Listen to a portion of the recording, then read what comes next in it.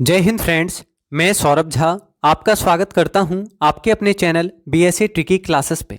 आज हम लोग यूपीएसआई के एग्ज़ाम को ध्यान में रखते हुए कॉन्स्टिट्यूशन के कुछ महत्वपूर्ण सवालों को देखेंगे। साथ ही साथ इन सवालों से जुड़े संभावित प्रश्नों को डिस्कस करेंगे जो आपके एग्ज़ाम में पूछे जा सकते हैं। आप सभी से अनुरोध करेंगे कि आप क्लास को अधिक से अधिक शेयर करें ताकि अधिक संख्या में बच्चे क्लास में आकर क्लास का लाभ उठा सकें। आप सभी से अनुरोध करेंगे कि आप क्लास में सारे सवालों के आंसर करें और प्लीज़ क्लास को सपोर्ट कीजिएगा, क्लास को लाइक और शेयर अवश्य कीजिएगा। तो चलिए शुरू करते हैं क्लास और देखते हैं हमारा पहला सवाल।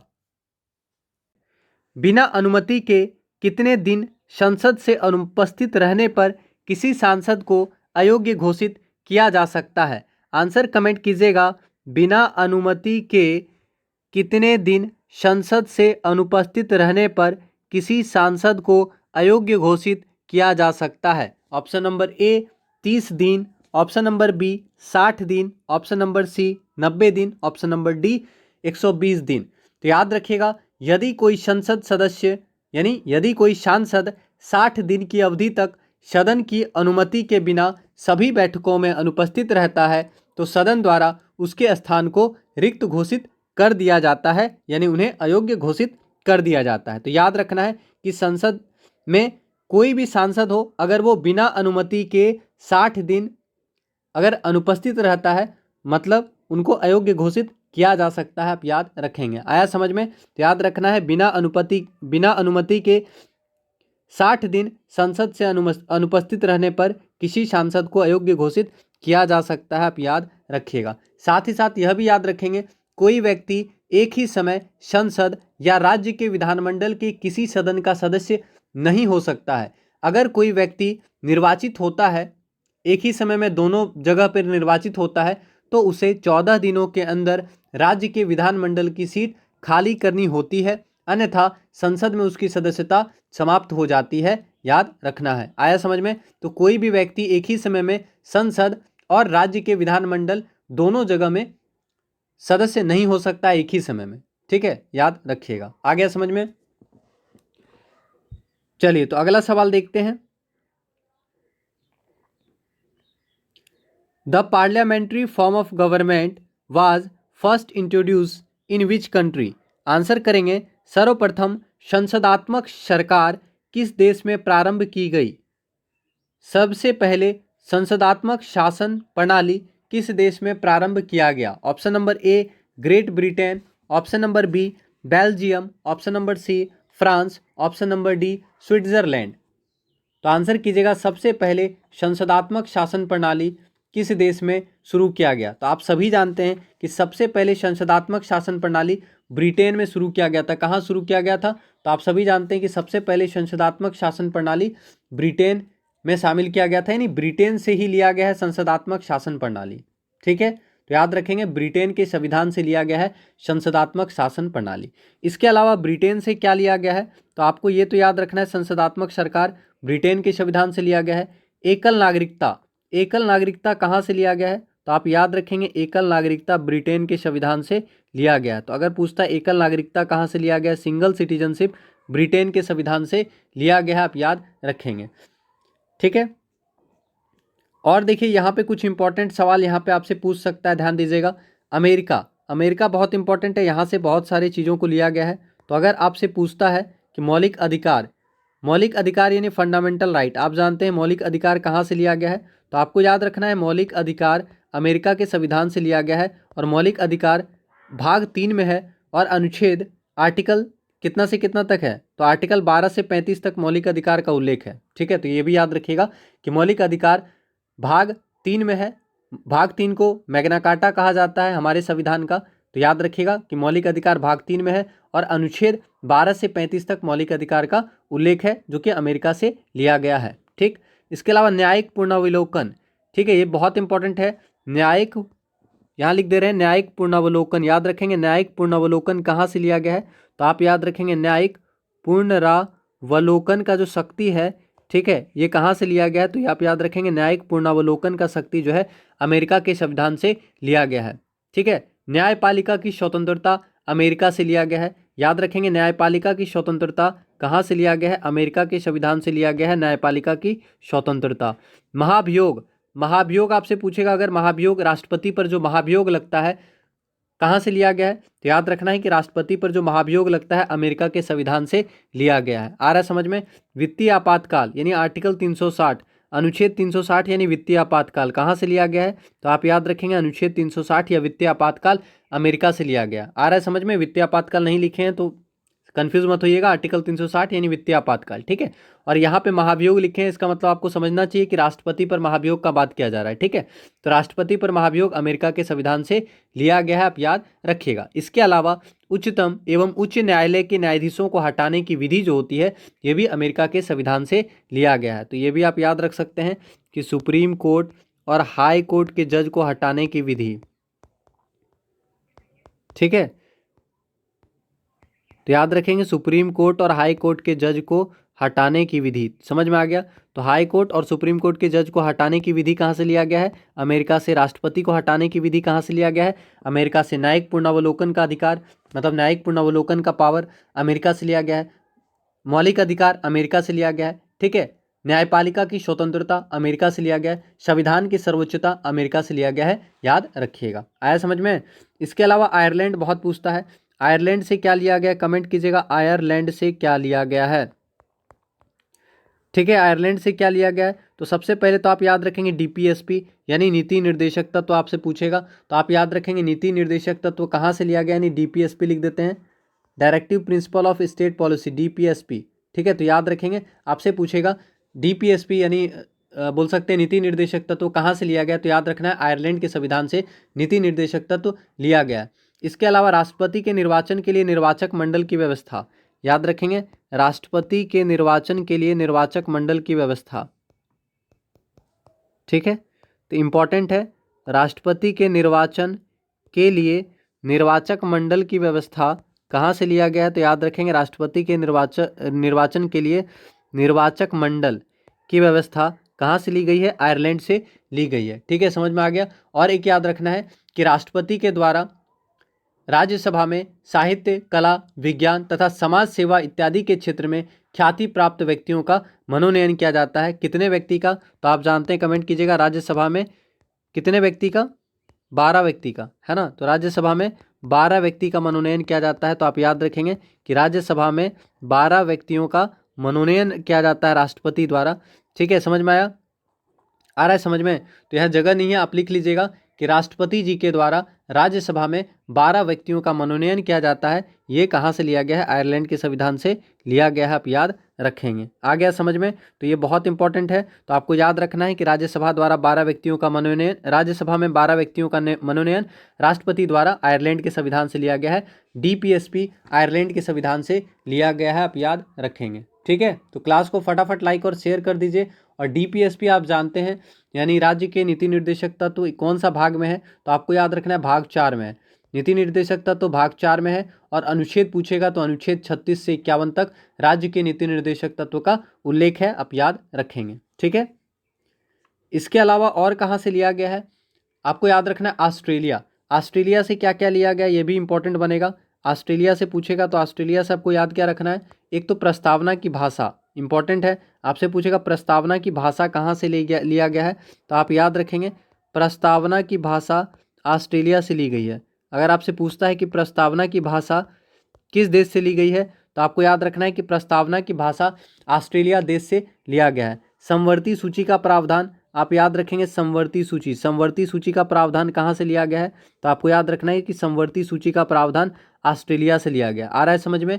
ठीक है, याद रखिएगा। इसके अलावा याद रखना है कि केंद्र और राज्य के बीच में संबंध और शक्तियों का विभाजन, ये भी ऑस्ट्रेलिया से लिया गया है। लेकिन मेनली जो बहुत ज़्यादा पूछा जाता है, समवर्ती सूची ऑस्ट्रेलिया से लिया गया है, प्रस्तावना की भाषा ऑस्ट्रेलिया से लिया गया है, याद रखिएगा, ठीक है। आपातकाल आप जानते हैं, आपातकाल जर्मनी के बीमर संविधान से लिया गया है। तो आपातकाल आप याद रखिएगा कि जर्मनी के संविधान से लिया गया है, ठीक है।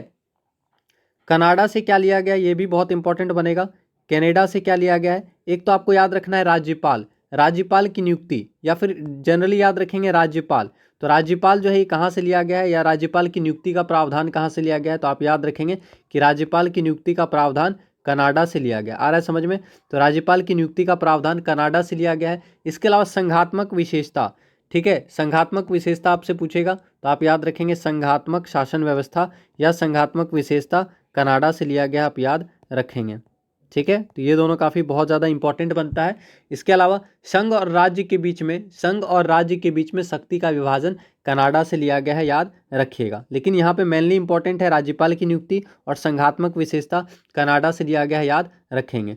संविधान संशोधन, आप जानते हैं संविधान संशोधन, ठीक है, तो संविधान संशोधन भी पूछेगा। तो संविधान संशोधन आर्टिकल 368 के अनुसार होता है, अनुच्छेद 368 के अनुसार संविधान संशोधन होता है और संविधान संशोधन दक्षिण अफ्रीका के संविधान से लिया गया है। तो आपको याद रखना है कि साउथ अफ्रीका के संविधान से क्या लिया गया है, संविधान संशोधन की प्रक्रिया को लिया गया है। मौलिक कर्तव्य अगर पूछ ले तो आप जानते हैं अभी टोटल वर्तमान में 11 मौलिक कर्तव्य है।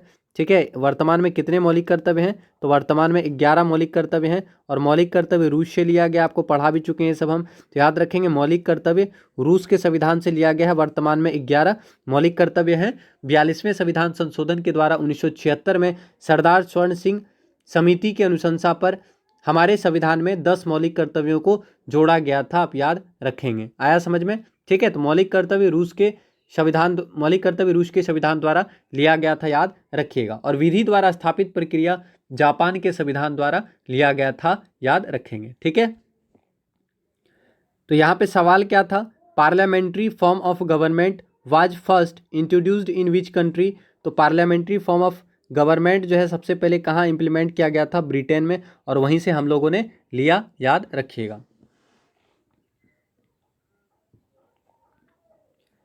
अगला सवाल, in which of the following decades the parliamentary system in India shifted from centrality to federalism.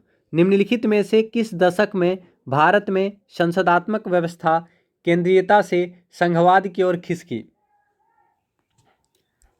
Answer कीजिएगा, निम्नलिखित में से किस दशक में भारत में संसदात्मक शासन व्यवस्था जो था वो केंद्रीयता से संघवाद की ओर खिसका था। ऑप्शन नंबर ए, इन 1960 डेकेड, 1960 के दशक में। ऑप्शन नंबर बी, इन 1970 डेकेड, मतलब 1970 के दशक में। ऑप्शन नंबर सी, 1980 के दशक में। तो आंसर क्या होगा, 1980 के दशक में। याद रखना है 1980 के दशक में भारत में जो संसदात्मक शासन व्यवस्था था वो केंद्रीयता से संघवाद की ओर खिसका था, याद रखना है। ठीक है, अगला सवाल, which one of the following points differentiates the Indian parliamentary system from the British parliamentary system. आपसे पूछ रहा है भारत की संसदीय शासन प्रणाली एवं ब्रिटेन की संसदीय शासन प्रणाली में अंतर का बिंदु निम्नलिखित में से कौन सा है। मतलब भारत के संसदीय शासन प्रणाली और ब्रिटेन के संसदीय शासन प्रणाली में किस चीज़ में अंतर है। ठीक है, बहुत सारा चीज़ सिमिलरिटीज़ है, लेकिन कौन सा ऐसा अंतर है जो यहाँ पे लिखा हुआ है। तो आंसर कीजिएगा क्या अंतर है।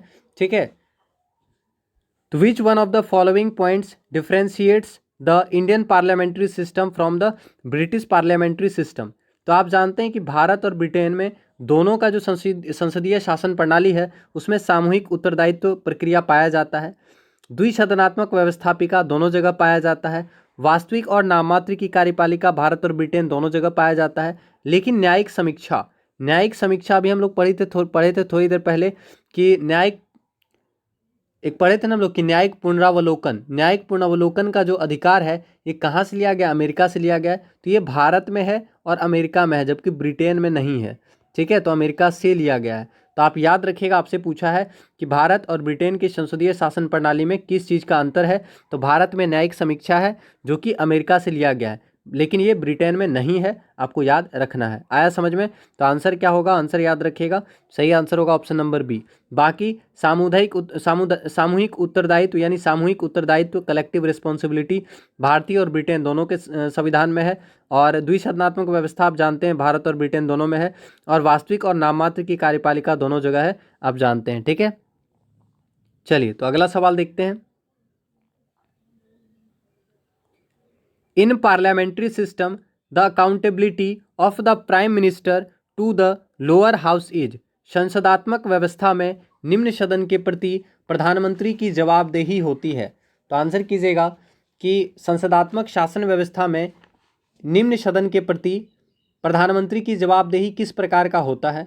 Option number A direct and continuous, प्रत्यक्ष और निरंतर। ऑप्शन नंबर बी इनडायरेक्ट यानी अप्रत्यक्ष। ऑप्शन नंबर सी समटाइम्स यानी कभी कभी। और option number D during the sitting of lower house only, केवल निम्न सदन की बैठक के दौरान। तो आंसर कीजिएगा, आंसर क्या हो सकता है इसका? ठीक है, तो याद रखना है कि संसदात्मक शासन व्यवस्था में निम्न सदन के प्रति प्रधानमंत्री का जो जवाबदेही होता है वो डायरेक्ट और कंटिन्यूअस होता है, मतलब डायरेक्ट और कंटिन्यूअस होता है, याद रखना है। तो सही आंसर क्या होगा? प्रधानमंत्री का जो जवाबदेही होगा वो क्या होगा? प्रत्यक्ष और निरंतर होता है। ठीक है, आया समझ में? ठीक है, चलिए अब देखिए यहाँ से सवाल क्या पूछ सकता है आपका इंपॉर्टेंट। सबसे पहले लोकसभा से सवाल पूछ सकता है। ठीक है, तो आप यहाँ ध्यान दीजिएगा, पहले लोकसभा आपको बताते हैं। लोकसभा का गठन किस आर्टिकल के तहत है? तो आप जानते हैं कि लोकसभा का गठन लोकसभा की संरचना का उल्लेख अनुच्छेद 81 में है। तो याद रखना है कि लोकसभा का गठन अनुच्छेद 81 अनुच्छेद 81 के तहत होता है लोकसभा का गठन, है ना। तो आर्टिकल 81 के अनुसार लोकसभा का गठन होता है। मैक्सिमम सीट कितना हो सकता है? मैक्सिमम सीट कितना हो सकता है लोकसभा में? तो आपको याद रखना है लोकसभा में मैक्सिमम सीट हो सकता है 552। ठीक है, वर्तमान में कितना है? प्रेजेंट में लोकसभा में कितना सीट है? तो आपको याद रखना है कि प्रेजेंट में लोकसभा में 545 सीट है। प्रेजेंट में लोकसभा में कितना सीट है? तो आपको याद रखना है कि 545 सीट है वर्तमान में लोकसभा में, याद रखना है। ठीक है, और ये भी याद रखेंगे कि 2001 ईस्वी में संसद द्वारा पारित 84वें संविधान संशोधन विधेयक के अनुसार लोकसभा एवं विधानसभा की सीटों की संख्या 2026 ईस्वी तक यथावत रखने का प्रावधान किया गया है, याद रखिएगा। आया समझ में? और सबसे अधिक लोकसभा की सीट किस राज्य में है? तो मैक्सिमम लोकसभा सीट वाला राज्य अगर आपसे पूछेगा तो ध्यान दीजिएगा, लिख लीजिएगा। ठीक है, लोकसभा सीट वाला राज्य क्यों बता रहे हैं? क्योंकि आपका रिवीजन होगा और आप जितना ज़्यादा रिवीजन करेंगे उतना ज़्यादा आपका सक्सेस होने का रेशियो जो होगा वो बढ़ जाएगा। यूपी आप जानते हैं कि सबसे अधिक लोकसभा का सीट कहाँ पे है? यूपी में है। कितना है आप कमेंट कीजिएगा। महाराष्ट्र में कितना है आप बताएंगे। ठीक है, महाराष्ट्र में कितना है बताएंगे आप, कितना लोकसभा का सीट है। इसके अलावा आप बिहार बोल सकते हैं, बिहार में कितना लोकसभा का सीट है, और वेस्ट बंगाल में कितना लोकसभा का सीट है आपको बताना है। ठीक है, कमेंट कीजिए।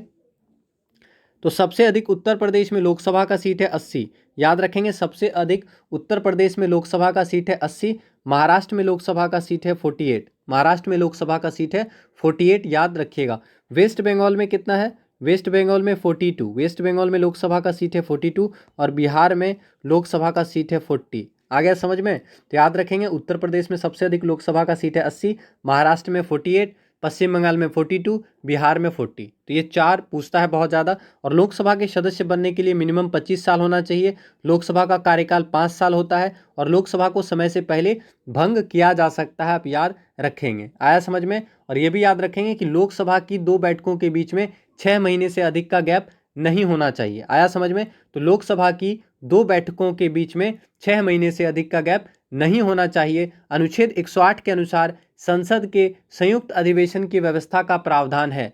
राष्ट्रपति जी के द्वारा संयुक्त अधिवेशन को बुलाया जा सकता है, लेकिन संयुक्त अधिवेशन की अध्यक्षता लोकसभा के स्पीकर द्वारा की जाती है, आप याद रखेंगे। और ये भी याद रखेंगे कि लोकसभा की गणपूर्ति या कोरम कुल सदस्य संख्या का 1/10वां भाग यानी 55 सदस्य होता है। तो याद रखेंगे कि लोकसभा की गणपूर्ति या कोरम के लिए कुल सदस्य का 1/10वां भाग यानी 55 सदस्य का उपस्थित होना अनिवार्य होता है, याद रखेंगे। और धन विधेयक के संबंध में लोकसभा का निर्णय अंतिम होता है, आपको याद रखना है।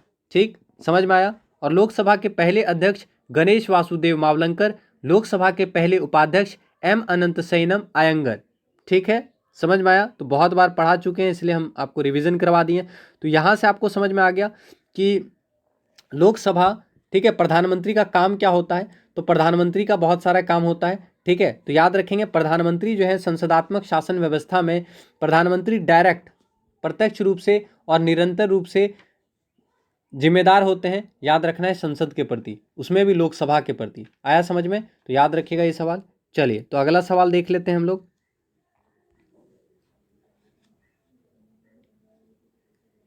विच is known as the father of parliamentary system of governance? Answer कीजिएगा, संसदीय शासन प्रणाली का जन्मदाता किसे माना जाता है? तो आंसर करेंगे, संसदीय शासन प्रणाली का जन्मदाता किसे माना जाता है? तो ऑप्शन नंबर ए ब्रिटेन, बिल्कुल सही आंसर होगा ब्रिटेन। हम लोग पढ़ ही चुके हैं कि ब्रिटेन को संसदीय शासन प्रणाली का जनक माना जाता है। तो आंसर यहाँ पे क्या होगा? ब्रिटेन होगा, आपको याद रखना है। ठीक है, आ गया समझ में? The basic principle of the parliamentary system, संसदीय शासन का मूल सिद्धांत है। आंसर कीजिएगा, संसदीय शासन का मूल सिद्धांत क्या है? यानी जो संसदीय शासन होता है उसका मूल सिद्धांत क्या है वो आपसे पूछ रहा है। तो आंसर कर दीजिएगा option number A unification of legislature and executive, यानी व्यवस्थापिका और कार्यपालिका के बीच में एकीकरण। Option number B separation between legislature and executive, व्यवस्थापिका और कार्यपालिका के मध्य पृथक्करण। Option number C distribution of power between central and states, केंद्र और राज्य के बीच में शक्ति का विभाजन। ऑप्शन नंबर डी इनमें से कुछ नहीं। आपसे पूछा है, देखिए बेसिक सिद्धांत क्या है पार्लियामेंट्री सिस्टम का, यानी संसदीय शासन व्यवस्था जो होता है उसका मुख्य उद्देश्य क्या होता है, मतलब ठीक है, ये आपसे पूछ रहा है। तो याद रखेंगे, व्यवस्थापिका और कार्यपालिका के मध्य एकीकरण, यानी व्यवस्थापिका यानी लेजिस्लेचर और एग्जीक्यूटिव दोनों के बीच में क्या होता है? एकीकरण। दोनों मिलके काम करते हैं संसदीय शासन प्रणाली में। आपको पता ही है कि संसदीय शासन प्रणाली में क्या होते हैं कि लेजिस्लेचर और एग्जीक्यूटिव दोनों मिलके काम करते हैं, दोनों का अपना अपना काम होता है। जैसे जैसे आपसे पूछेगा एग्जीक्यूटिव कौन होता है? एग्जीक्यूटिव यानी बोल सकते हैं, यहाँ पे देखिए लिखा हुआ एग्जीक्यूटिव, ठीक है। तो एग्जीक्यूटिव का काम क्या होता है? इसे कार्यपालिका कहा जाता है ना। तो कार्यपालिका या एग्जीक्यूटिव होता क्या है? तो आपको याद रखना है कि भारतीय संविधान केंद्र एवं राज्य दोनों में संसदीय सरकार की व्यवस्था करता है, जहां एक तरफ आर्टिकल 74 और आर्टिकल 75 के माध्यम से केंद्र में संसदीय स्वरूप की व्यवस्था होती है, वहीं दूसरी तरफ अनुच्छेद 163 और अनुच्छेद 164 के माध्यम से राज्यों के लिए संसदीय व्यवस्था का प्रावधान है। समझ में आया? आ रहा है समझ में? ध्यान दीजिएगा, संसदीय व्यवस्था में कार्यपालिका अपनी नीतियों एवं कार्यों के लिए विधायिका के प्रति उत्तरदायी होती है। याद रखेंगे, संसदीय व्यवस्था में कार्यपालिका अपनी नीति एवं कार्यों के लिए विधायिका के प्रति उत्तरदायी होती है, परंतु सरकार की राष्ट्रपति शासन व्यवस्था में कार्यपालिका का विधायिका के प्रति उत्तरदायित्व नहीं होता है एवं संवैधानिक रूप से अपने कार्यकाल के मामले में विधायिका से स्वतंत्र होता है। यानी आपको ये समझ में आना चाहिए कि विधायिका क्या करेगा? कानून बनाने का काम करता है लेजिस्लेचर। समझ में आ रहा है? तो कानून बनाने का काम करता है कौन? लेजिस्लेचर, विधायिका। ठीक है, कानून बनाने का काम कौन करता है? बोल सकते हैं कानून बनाने का काम करता है लेजिस्लेचर, व्यवस्थापिका।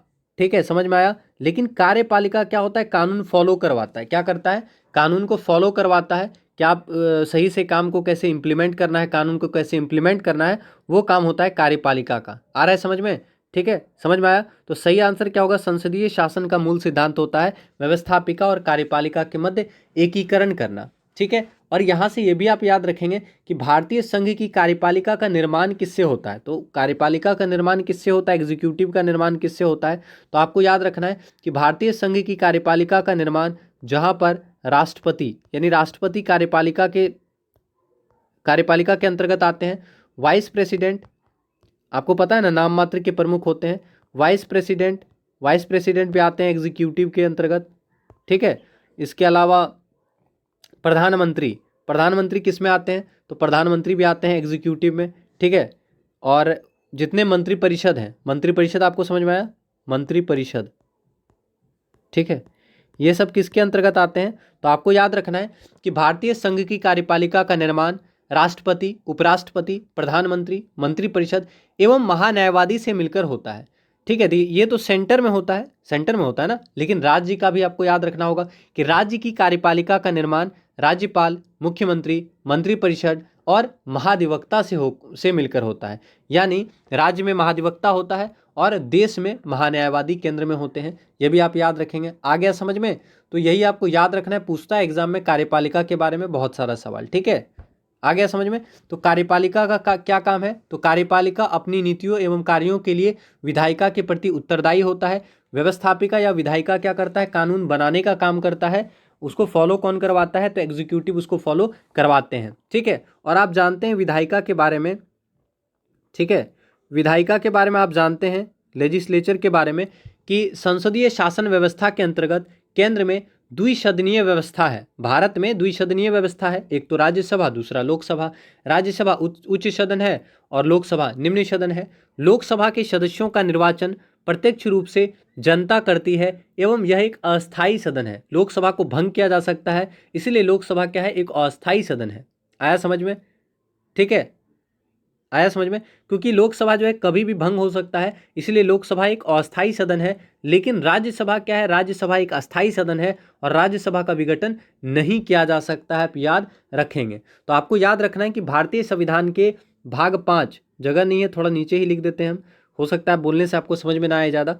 आप याद रखेंगे भारतीय संविधान के भाग 5, ठीक है, के आर्टिकल 79 से 122, भाग 5 आर्टिकल 79 से 122 तक किसका उल्लेख है? याद रखना है, कार्यपालिका विधायिका या फिर बोल सकते हैं लेजिस्लेचर का उल्लेख है, ठीक है। तो आप याद रखेंगे भाग 5 आर्टिकल 79, आर्टिकल 79 से लेकर 122 तक विधायिका का उल्लेख है। विधायिका के अंतर्गत बहुत सारा चीज़ आएगा, हम लिख दे रहे हैं लेजिस्लेचर का उल्लेख मिलेगा। अब लेजिस्लेचर होता क्या है? तो अभी तुरंत हम लोग पढ़ें, लेजिस्लेचर में क्या आएगा? राज्यसभा का गठन, संसद का गठन, लोकसभा का गठन, आ रहा है समझ में। और इसके अलावा संसद के सदनों की अवधि क्या होता है, संसद के अधिकारी कैसे होते हैं, ठीक है, संसद का शक्ति क्या होता है, तो यही सबको हम लोग पढ़ते हैं लेजिस्लेचर में। आ गया समझ में। तो क्लास को फटाफट एक बार लाइक और शेयर कर दीजिएगा। और ये भी याद रखना है कि राष्ट्रपति, राज्यसभा एवं लोकसभा तीनों मिलकर क्या बनते हैं? संसद बनते हैं। यानी अगर संसद का आपको पूछेगा इनमें से कौन सा संसद का भाग है, तो आपको याद रखना है कि संसद के 3 भाग हैं। कौन कौन सा? एक तो राज्यसभा, ठीक है, दूसरा लोकसभा और तीसरा राष्ट्रपति। तो आप याद रखेंगे राज्यसभा, लोकसभा और राष्ट्रपति मिलकर संसद का निर्माण करते हैं, आप याद रखेंगे। आया समझ में? तो पूछता है तो ध्यान दीजिएगा ये सवाल। चलिए अगला सवाल देख लें अब, ठीक है। चलिए,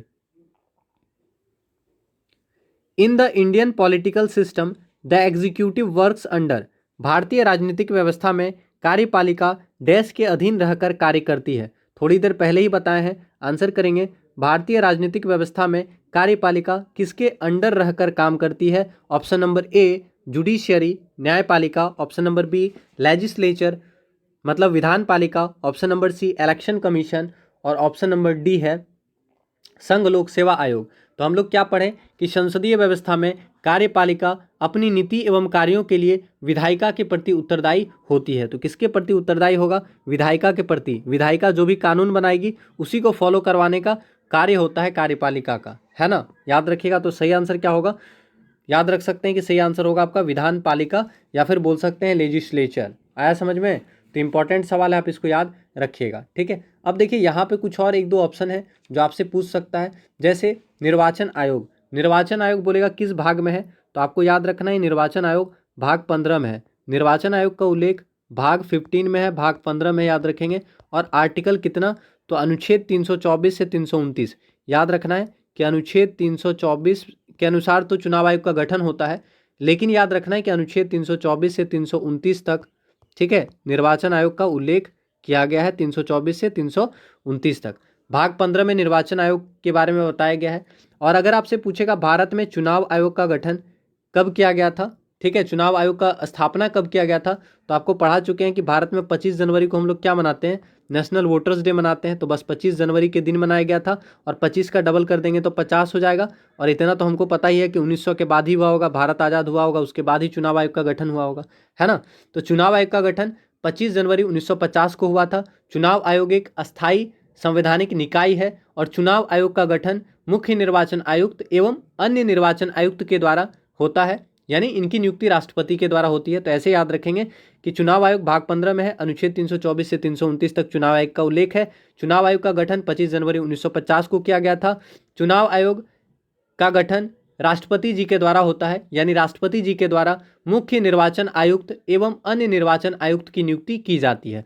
मुख्य निर्वाचन आयुक्त का कार्यकाल 6 साल या 65 वर्ष जो भी पहले हो वो होता है, और अन्य चुनाव आयुक्त का कार्यकाल 6 साल या 62 वर्ष की आयु जो भी पहले हो होता है। आप समझ में आ रहा है, यानी दोनों का कार्यकाल 6 साल ही होगा, चाहे वो मुख्य चुनाव आयुक्त हो या फिर अन्य चुनाव आयुक्त हो। लेकिन फर्क यही है, जो मुख्य चुनाव आयुक्त हैं उनको 65 वर्ष का क्राइटेरिया रहता है, ठीक है, और जो अन्य चुनाव आयुक्त हैं उनको 62 साल ही मिलता है, ठीक है, तो याद रखिएगा। इसके अलावा यहाँ पे दिया है संघ लोक सेवा आयोग। संघ लोक सेवा आयोग भी आप याद रखेंगे कि भारत में 1919 ईस्वी में भारत सरकार अधिनियम, यानी 1919 ईस्वी का जो भारत सरकार अधिनियम था उसी के अंतर्गत पहली बार भारत में 1926 ईस्वी में लोक सेवा आयोग की स्थापना की गई थी। तो अगर आपसे पूछेगा लोक सेवा आयोग की स्थापना कब की गई थी, तो 1926 ईस्वी में भारत में लोक सेवा आयोग की स्थापना की गई थी। और संघ लोक सेवा आयोग के अध्यक्ष और सदस्यों की नियुक्ति 6 वर्षों के लिए की जाती है, आप याद रखेंगे। समझ में आया? तो 6 साल क्राइटेरिया होता है, मतलब 6 साल इनका कार्यकाल होता है। संघ लोक सेवा आयोग के सदस्यों और अध्यक्षों का कार्यकाल 6 साल या 65 वर्ष जो भी पहले पूरा हो जाए, ठीक है, याद रखेंगे। और संघ लोक सेवा आयोग के अध्यक्ष और सदस्यों की नियुक्ति राष्ट्रपति जी के द्वारा होती है, याद रखेंगे। आ गया समझ में? चलिए अगला सवाल देखते हैं। The most important feature of parliamentary government is, संसदीय सरकार का सबसे महत्वपूर्ण लक्षण कौन सा है? संसदीय सरकार का सबसे महत्वपूर्ण लक्षण कौन सा है? ऑप्शन नंबर ए संसद की संप्रभुता, ऑप्शन नंबर बी कार्यपालिका का विधायिका के प्रति सामूहिक उत्तरदायित्व, ऑप्शन नंबर सी विधि का शासन, option number D rule of majority.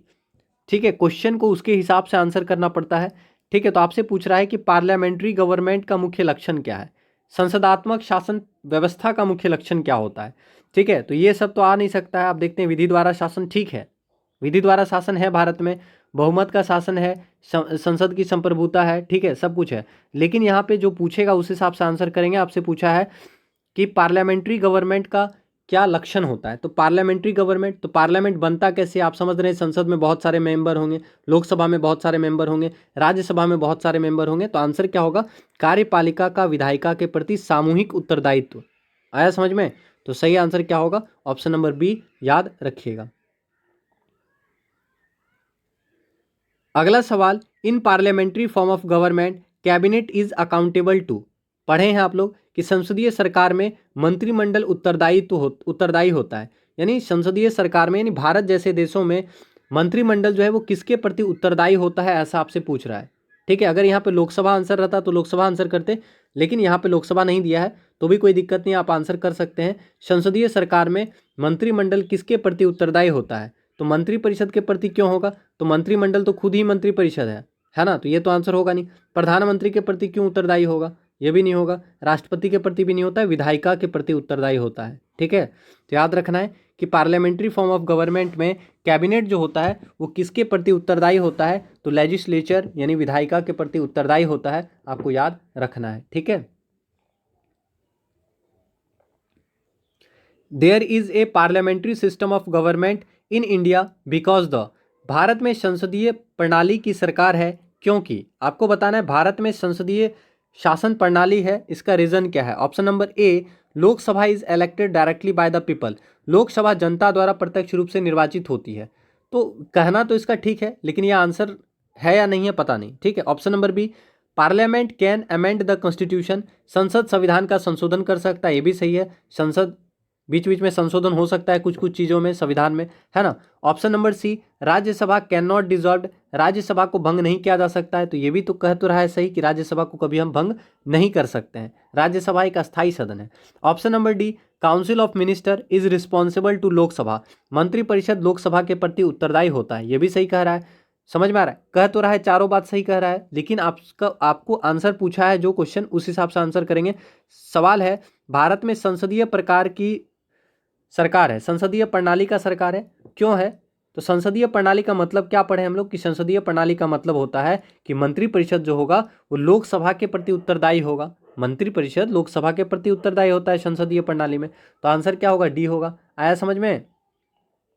ठीक है, याद रखिएगा। चलिए तो अगला सवाल देखते हैं। Parliamentary government works on the principle of, संसदीय सरकार जिस सिद्धांत पर काम करता है वह है। ठीक है, तो संसदीय सरकार जिस सिद्धांत पर काम करती है वह कौन सा है? Option number A division of power, option number B control and balance, option number C close relationship between judiciary and executive, option number D control of judiciary over executive. ठीक है, तो संसदीय सरकार जिस सिद्धांत पर काम करती है वह कौन सा है? विधायिका और कार्यपालिका में घनिष्ठ संबंध। तो शुरू में ही पढ़े हम लोग कि विधायिका और कार्यपालिका में घनिष्ठ संबंध होता है। संसदीय सरकार प्रणाली में दोनों मिलकर काम करते हैं, दोनों का अपना अपना काम होता है। ठीक है, in parliamentary system cabinet is accountable to, संसदीय व्यवस्था में कैबिनेट उत्तरदायी होता है। थोड़ी देर पहले ही पढ़े कि कैबिनेट किसके प्रति उत्तरदायी होगा? राष्ट्रपति के प्रति नहीं, प्रधानमंत्री के प्रति नहीं, मंत्रिपरिषद तो वो खुद हो गया मंत्रिपरिषद, है ना, तो विधायिका के प्रति होता है। तो याद रखेंगे संसदीय व्यवस्था में कैबिनेट उत्तरदायी होता है विधायिका के प्रति। ठीक है, which one of the following is not an essential quality of parliamentary system, निम्न में से कौन सा एक संसदीय प्रणाली का आवश्यक गुण नहीं है? ठीक है, मतलब कौन सा ऐसा फीचर है जो संसदीय शासन प्रणाली का आवश्यक गुण नहीं है? Option number A combination of legislature and executive, विधायिका और कार्यपालिका का सम्मिश्रण, option number B nominal head of the state, नाम मात्र का राज्याध्यक्ष, option number C collective responsibility, सामूहिक उत्तरदायित्व, option number D certain term of the office, निश्चित कार्यकाल। तो आंसर क्या होगा? देखिए संसदीय प्रणाली का आवश्यक गुण कौन कौन सा है? तो संसदीय प्रणाली का आवश्यक गुण होता है विधायिका और कार्यपालिका का सम्मिश्रण, नाम मात्र का राज्याध्यक्ष और सामूहिक उत्तरदायित्व। उतना देर से हम लोग क्या पढ़ रहे हैं? ये सब तो पढ़ रहे हैं कि संसदीय प्रणाली का गुण होता है विधायिका और कार्यपालिका दोनों मिलकर काम करते हैं। भारत में संसदीय शासन प्रणाली और भारत में नाम मात्र का अध्यक्ष हैं, राज्याध्यक्ष हैं, तो ये भी समझ में आया। और सामूहिक उत्तरदायित्व होता है। तो ये तीनों तो पाया जाता है, लेकिन यहाँ पूछा क्या गया है कि नहीं पाया जाता, आवश्यक गुण नहीं है। तो नहीं कौन सा है? निश्चित कार्यकाल। कार्यकाल निश्चित है क्या? बताइए आप, कार्यकाल निश्चित तो नहीं ना है। ठीक है, तो आंसर क्या होगा? ऑप्शन नंबर डी याद रखना है, क्योंकि आप जानते हैं कि सरकार जो है कभी भी चेंज हो सकता है ना, तो कार्यकाल फिक्स नहीं है, आप याद रखिएगा। ठीक है, नॉर्मली होता है कार्यकाल सबका 5 साल है, जैसे लोकसभा का कार्यकाल नॉर्मली 5 साल है, लेकिन क्या लोकसभा हमेशा 5 साल होता है? नहीं, समय से पहले भंग हो जाता है। ठीक है, और ये आवश्यक गुण भी नहीं है। चलिए, इन parliamentary system head of the state is, संसदीय सरकार में राज्याध्यक्ष होता है। तो संसदीय सरकार जैसे भारत जैसे देश में राज्याध्यक्ष कौन होते हैं? Option number A an elected representative, निर्वाचित प्रतिनिधि, option number B hereditary person, वंशानुगत व्यक्ति, ऐसा तो है नहीं, option number C nominated person, मनोनीत व्यक्ति। तो आंसर कीजिएगा संसदीय सरकार में राज्याध्यक्ष कौन होता है? संसदीय सरकार में राज्याध्यक्ष कौन होता है? तो सही आंसर क्या होगा? आंसर कीजिएगा संसदीय सरकार में राज्याध्यक्ष कौन होता है? तो निर्वाचित प्रतिनिधि नहीं, वंशानुगत नहीं, मनोनीत नहीं, तो इनमें से कोई नहीं सही आंसर होगा। ठीक है, तो पार्लियामेंट्री सिस्टम में हेड ऑफ द स्टेट कौन होता है ऐसा आपसे पूछ रहा है, तो इनमें से कोई नहीं सही आंसर होगा। ठीक है, अगला सवाल, a governance system whose fundamental principle is the executive's constant responsibility to legislature will be called. ठीक है, एक ऐसी संवैधानिक व्यवस्था जिसका आधारभूत सिद्धांत कार्यकारिणी का विधायिका के प्रति निरंतर उत्तरदायित्व होता है, कहा जाएगा। ठीक है, काफ़ी आसान सवाल है, बस क्वेश्चन को थोड़ा घुमा देता है।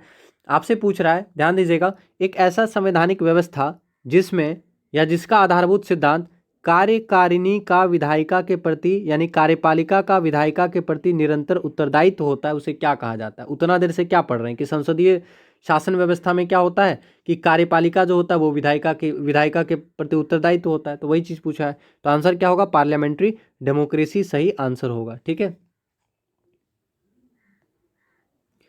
विच of the following post exist only in parliamentary form of government, निम्न में से कौन सा पद केवल संसदात्मक शासन प्रणाली में ही पाया जाता है? आंसर कीजिएगा, इनमें से कौन सा पद है जो केवल संसदीय शासन प्रणाली में पाया जाता है? ठीक है, तो काफ़ी अच्छा सवाल है। आंसर करेंगे, इनमें से कौन सा पद है जो केवल संसदीय शासन प्रणाली में पाया जाता है? ठीक है, तो आंसर क्या होगा? प्रधानमंत्री। याद रखना है प्रधानमंत्री का पद जो है वो केवल संसदात्मक शासन प्रणाली में पाया जाता है, क्योंकि संसदात्मक शासन प्रणाली में मंत्रिपरिषद है, और मंत्रिपरिषद है तो मंत्रिपरिषद का हेड कौन होगा? प्रधानमंत्री होता है ना।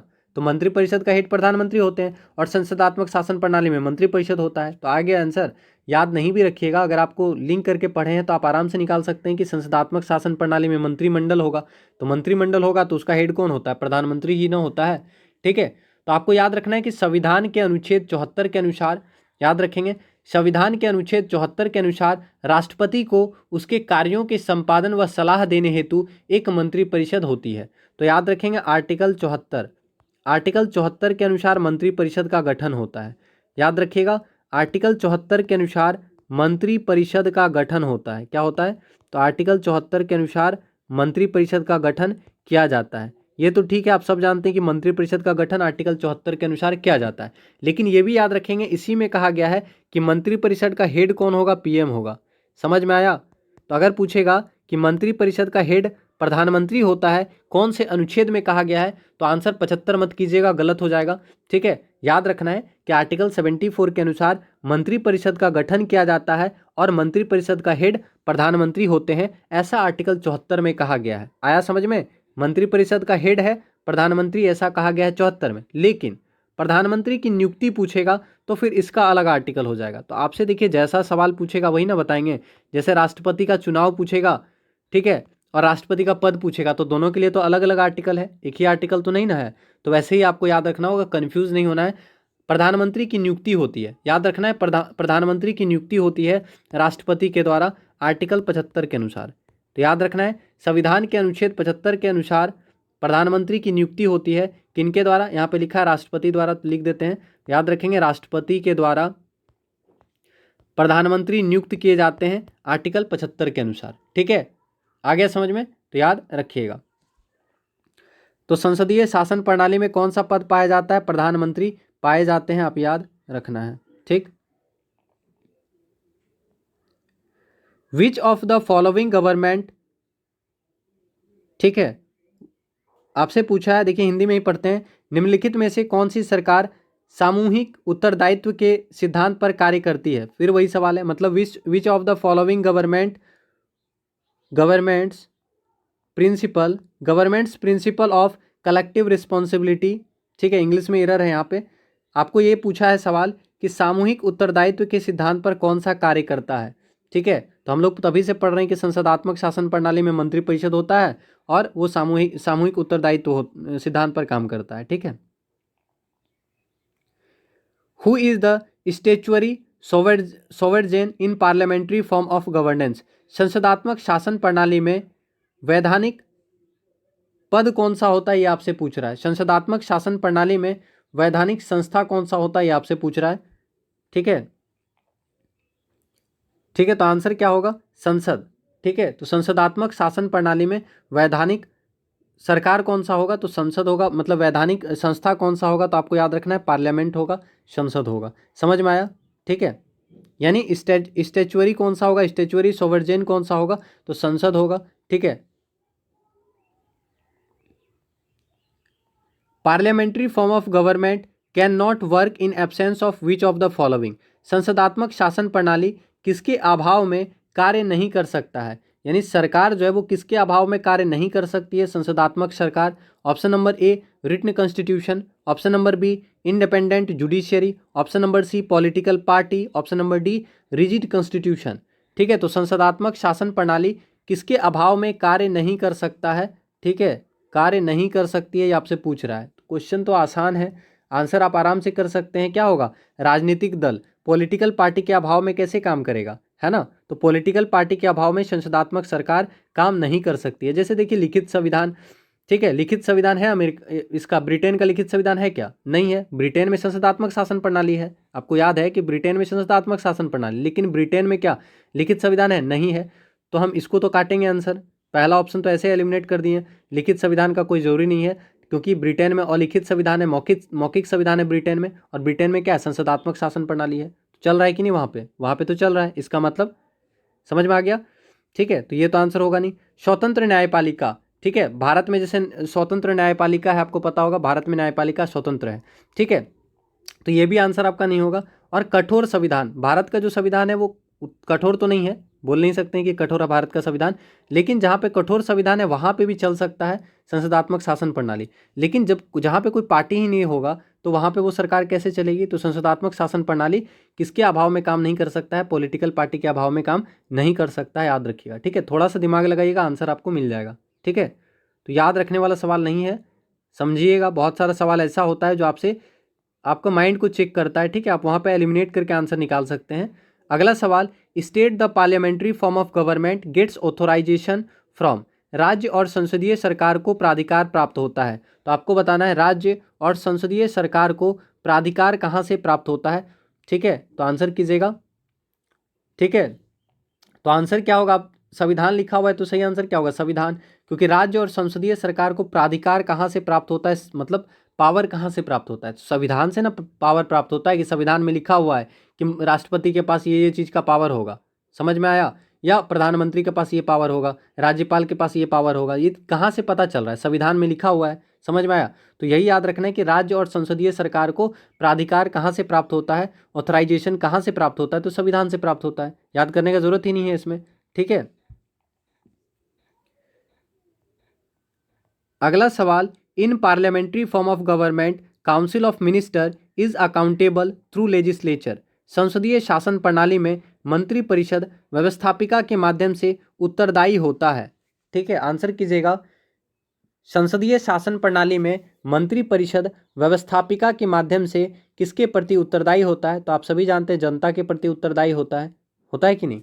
तो संसदीय शासन प्रणाली में मंत्री परिषद जो है वो लोकसभा के प्रति उत्तरदायी होता है या फिर व्यवस्थापिका के प्रति उत्तरदायी होता है, लेकिन इनडायरेक्टली रूप से वो जनता के प्रति उत्तरदायी होता है। आप याद रखेंगे, समझ में आया? ठीक है, आ गया समझ में? क्योंकि आप जानते हैं कि सरकार जो है जनरली जो बनता है लोकसभा से ही बनता है, आपको पता है ना। ठीक है, तो मंत्री परिषद व्यवस्थापिका के माध्यम से किसके प्रति उत्तरदायी होता है? तो जनता के प्रति उत्तरदायी होता है, आप याद रखेंगे। In parliamentary form of government ministers are appointed by. संसदीय सरकार में मंत्रियों की नियुक्ति की जाती है। संसदीय सरकार में मंत्री की नियुक्ति कैसे की जाती है? Option number A, by headed of the state as per his will, राज्य के मुखिया द्वारा अपनी मनमर्जी से। ठीक है, ठीक है। Option number B, by head of the government, सरकार के मुखिया द्वारा। Option number C, by the legislature, विधान पालिका द्वारा। Option number D, by the head of the state on the recommendation of head of the government, सरकार के मुखिया की सिफारिश पर राज्य के मुखिया द्वारा। ठीक है, तो आंसर क्या होगा? तो सही आंसर क्या होगा? संसदीय सरकार में मंत्रियों की नियुक्ति कैसे की जाती है? तो संसदीय सरकार में मंत्रियों की नियुक्ति होती है सरकार के मुखिया की सिफारिश पर राज्य के मुखिया द्वारा। ठीक है, आया समझ में? तो याद रखिएगा। ठीक है, which one of the following is not the feature of Indian constitution. ठीक है, इनमें से कौन भारतीय संविधान की विशेषता नहीं है? आपको बताना है भारतीय संविधान का विशेषता कौन सा नहीं है। तो हम लोग जानते हैं संसदात्मक शासन प्रणाली भारत में है, भारत में स्वतंत्र न्यायपालिका है। आप देखते हैं न्यायपालिका जो है स्वतंत्र है कि नहीं? न्यायपालिका जो है वो स्वतंत्र है ना, सबसे, किसी के दबाव में वो काम नहीं करती है, स्वतंत्र रखा गया है न्यायपालिका को। ठीक है, तो ये भी ठीक है। और भारत में एक फेडरल गवर्नमेंट है, संघात्मक शासन व्यवस्था है, ये भी सही है। लेकिन अध्यक्षात्मक सरकार जो है यह आपका भारतीय संविधान का विशेषता नहीं है। समझ में आया? तो सही आंसर क्या होगा? आपको याद रखना है कि presidential government, presidential government, Bharat में राष्ट्रपति जो है वो नाम मात्र के कार्यपालिका के प्रमुख हैं, नाम मात्र के, है ना, आप जान ही रहे हैं। तो याद रखना है, सही आंसर क्या होगा? Presidential government. आया समझ में? ठीक है, तो याद रखिएगा, कोई कंफ्यूजन नहीं होना चाहिए। ठीक है, तो आप याद रखिएगा कि भारत में संसदीय व्यवस्था को अपनाया गया है, अतः राष्ट्रपति नाम मात्र की कार्यपालिका है तथा प्रधानमंत्री और उनका मंत्रिमंडल वास्तविक कार्यपालिका है। आया समझ में? तो राष्ट्रपति जो है वो नाम मात्र की कार्यपालिका प्रमुख है, क्योंकि भारतीय संविधान में अध्यक्षात्मक शासन प्रणाली नहीं है। ठीक है, याद रखिएगा। अगला सवाल, भारतीय राजनीति पद्धति के बारे में निम्न में से कौन सही नहीं है? आंसर कीजिएगा। भारतीय राजनीति पद्धति के बारे में कौन सा स्टेटमेंट सही नहीं है? ऑप्शन नंबर ए, धर्मनिरपेक्ष राज्य। तो आप सभी जानते हैं कि भारत एक धर्मनिरपेक्ष राज्य है, भारत एक सेक्युलर स्टेट है। Option number B, parliamentary form of government, Bharat में संसदीय पद्धति की सरकार है। तो बिल्कुल सही, भारत में संसदीय पद्धति की सरकार है। अगला ऑप्शन संघीय नीति, तो भारत में यूनियन पॉलिसी भी है, ठीक है। लेकिन ऑप्शन नंबर डी जो है ये बिल्कुल सही आंसर है, क्योंकि यहाँ पे राष्ट्रपतीय पद्धति की सरकार नहीं है। पूछा है कि भारतीय राजनीति पद्धति के बारे में कौन सा सही नहीं है, तो आपको याद रखना है कि राष्ट्रपतीय पद्धति की सरकार भारत में नहीं है, तो आपका आंसर होगा ऑप्शन नंबर डी, याद रखिएगा, ठीक है। तो भारतीय राजनीति पद्धति के बारे में कौन सा स्टेटमेंट सही नहीं है, ऑप्शन नंबर डी आपको याद रखना है। तो इतना ही सवाल है। उम्मीद करेंगे आज का सेशन आपको अच्छा लगा होगा, तो प्लीज़ क्लास को शेयर कीजिएगा और लाइक नहीं किए हैं तो प्लीज़ क्लास को लाइक कर दीजिएगा। और आप सभी से आग्रह करेंगे कि आप क्लास में रेगुलर रहें और साथ ही साथ क्लास को रेगुलर सपोर्ट करें। कोई भी डाउट होता है तो कमेंट कीजिएगा। मिलते हैं आपसे अगले क्लास में। आप सभी का तहे दिल से धन्यवाद करते हैं। जय हिंद, जय भारत, जय BSA, धन्यवाद।